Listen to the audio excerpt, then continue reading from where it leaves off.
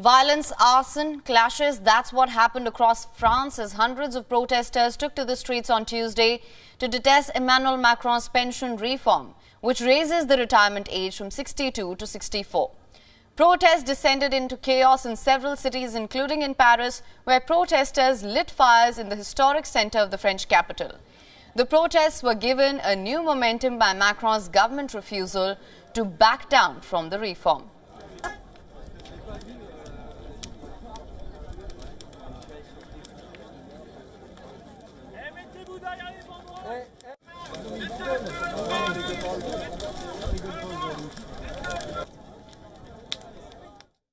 There is every reason to believe that this was an isolated act, and the circumstances and motives behind it are currently under investigation by the judicial police.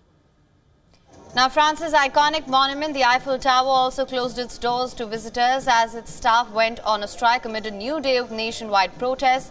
The protesters marched along railway lines in Paris in the 10th day of the union-coordinated action against the government's pension reforms.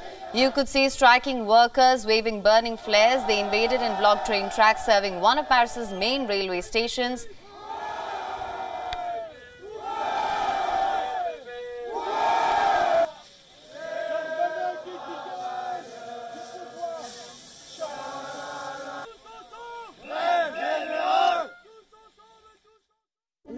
It has set everyone on fire. We cannot accept that and say that we are in a democracy.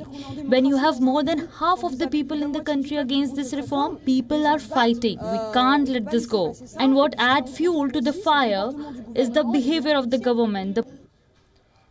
Now, in the city of Nantes, the day marked the most serious violence yet of a 3-month revolt against President Macron's reform plan. Protesters lit fires in the western French city. Demonstrators set cars and garbage cans on fire, while others shot fireworks at police.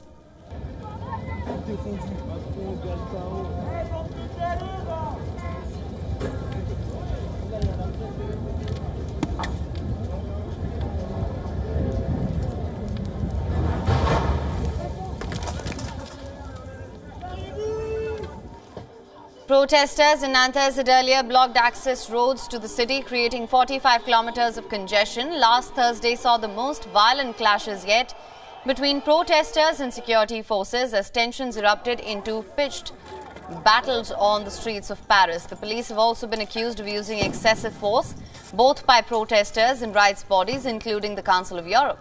Interior Minister Gerald Darmanin said a total of 13,000 police were deployed during the protests throughout the day, more than ever before. The number, a record, was justified by a major risk to public order.